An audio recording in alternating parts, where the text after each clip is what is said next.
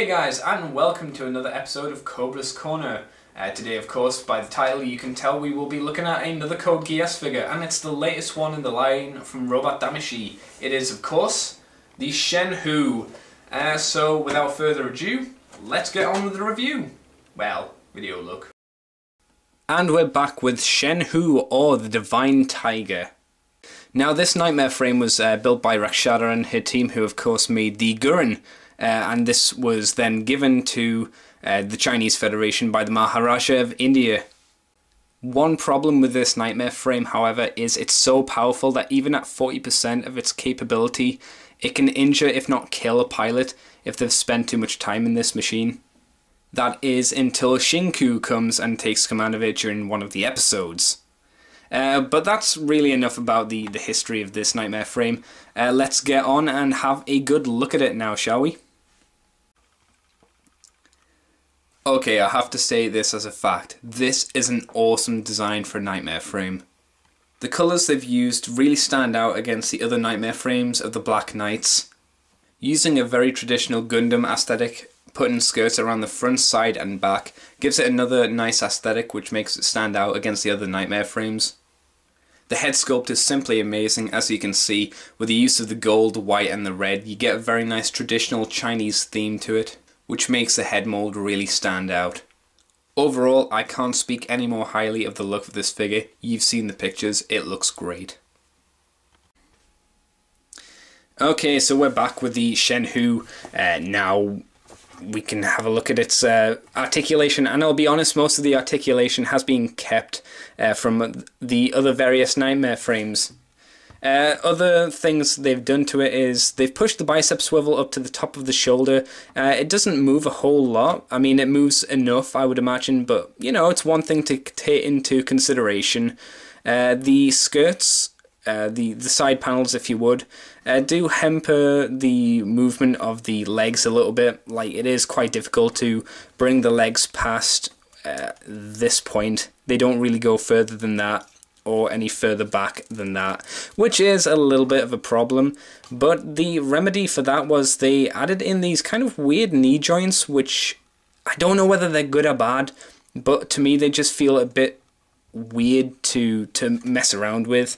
A good thing that they've kept from the Gurren Saiten is the waist joint, so you can look up and down slightly more. However, they haven't added in any extra joint on the head, so I would have liked it to go further back, but unfortunately it doesn't, which is kind of a shame, but well, what can you do? A really, really good thing that they've done is, if you've ever seen any Evangelus's reviews, any Figure Arts reviews, you'll know that they've got the ankle swivel. These have now finally taken on that challenge and can do the same movement, which is really cool. I've wanted them to do that with so many nightmare frames for so long. It's really good that they have. Another weird thing it can do, and I really can't remember if it does this in the show, but the blade in the top of the foot and the back of the foot, you can do that and turn it into a giant ice skate.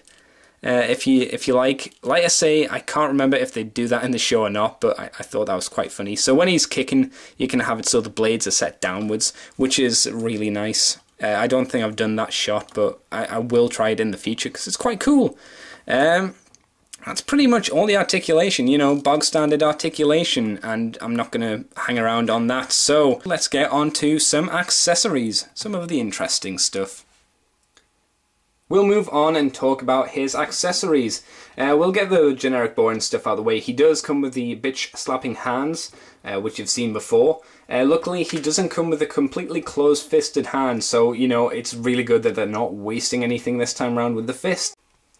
So I guess we'll talk about the swords this time. And I like the swords a lot. They're very similar to the Gloucesters with the red handle and the gold hilt and a nice green jewel in the middle. But the style of it and the design has obviously been changed for a more Chinese look, which of course makes sense because it's a Chinese styled nightmare frame.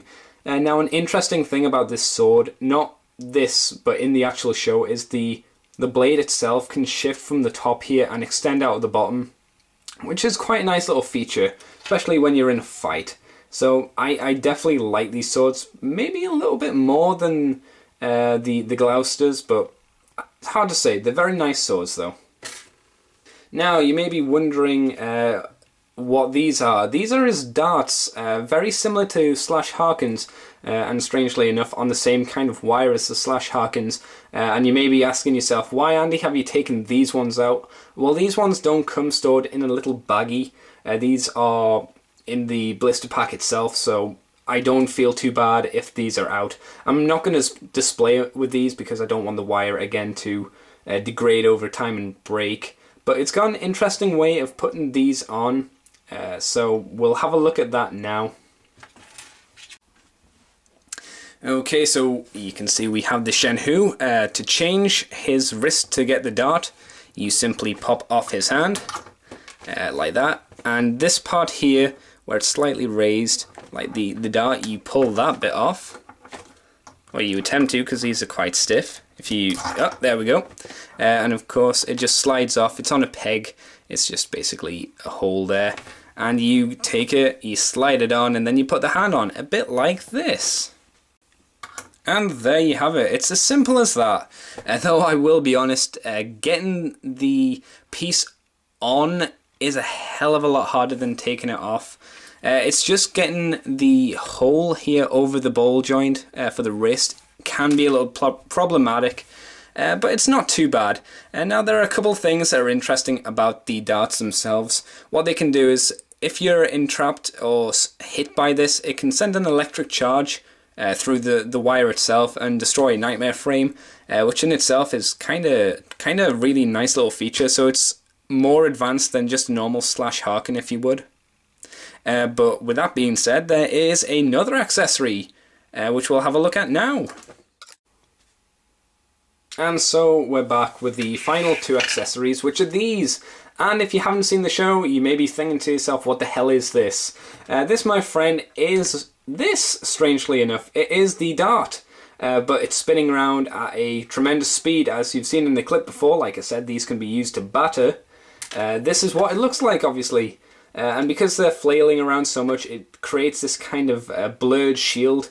And I was really interested to see if they were going to include it with this figure. I'm so happy that they did.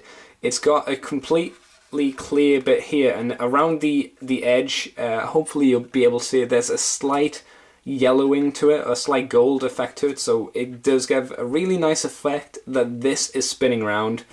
And of course you replace it in the exact same way you do for the darts. You pop off the hand, you slide it off, and then you slide this one on instead.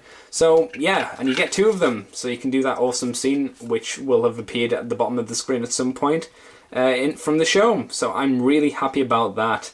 And with that said, there are only a couple more accessories, or features I suppose you could call them, which are actually on the figure. Okay, back with the Shen Hu.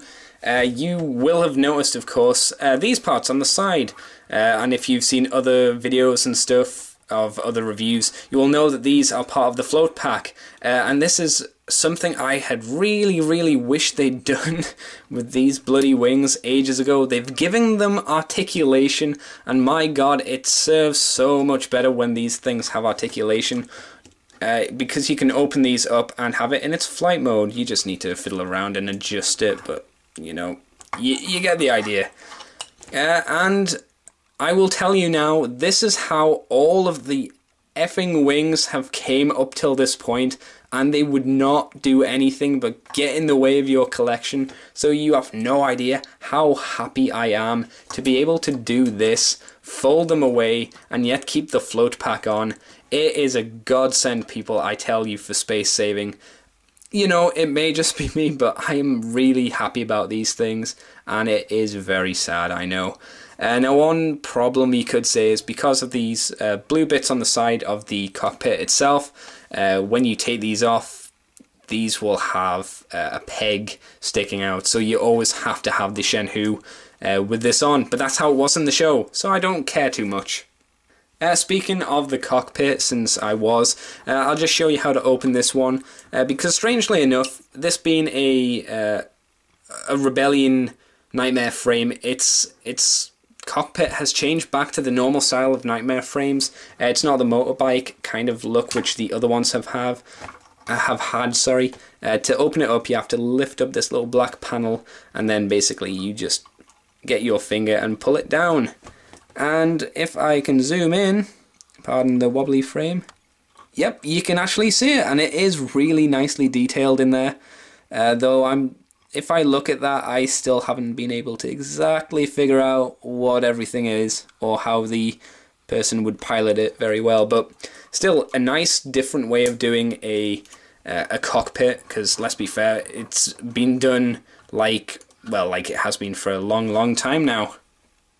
Okay, so this is his final feature, and excuse my pronunciation because there's going to be a lot of it. So this is his Baryon Cannon, or the Tengaku Hao Juryushi Ho, I think it's called. Or it's also known as the Heavenly Frightening Overload Particle Cannon. Now there is a shortened down version of that, but you know, that's a pretty big ass name in itself, and even the shortened down version isn't good. So you call it the Baryon Cannon. And to get at the Baryon Cannon, it did something which I honestly, when I first saw the pictures, didn't think it would do. To get it, you have to grab these top blue panels and just wiggle your thumbnail into them, and the bottom one. The bottom one's a little bit more fiddly to come out, and I'm always a bit more scared of pulling them out. But you fiddle all 4 panels up, and there you go. Now when I saw the original photos and saw this, I honestly thought to get it you'd have to remove the chest and you'd get a spare one. I'm really happy they didn't do that and went to the effort of doing this as more of an inbuilt feature rather than a spare accessory. Now, some interesting facts about the Baryon Cannon is the power of it is very similar to the Hadron cannons and is the exact same power as the Radiant Surger. So it's pretty damn powerful, and it's a really nice little looking thing as well. If we have a quick zoom inside it, kind of, you get a nice contrast. Like, it's a different red than it has been used on any other part of the Nightmare frame, so it does stand out quite nicely, which I like a lot. I think the Baryon Cannon is a great little feature. And with that said, my final thoughts on this guy: he is well worth the money. I may even like it more than the Saiten, and I really like the Saiten. If you're a fan of Code Geass, you have no reason why you shouldn't have been picking these guys up. They're just good. I can't say any better things about it. They're just good. They may be a little bit expensive for some people, but I think it's really worth the money getting these guys. I hope this review has been helpful to you, and I hope you enjoy Code Geass as much as I do. Until next time, guys, see you later, and let's hope that we get some new images of some upcoming figures soon, because God, I haven't seen anything and I really want to. Catch you later, guys.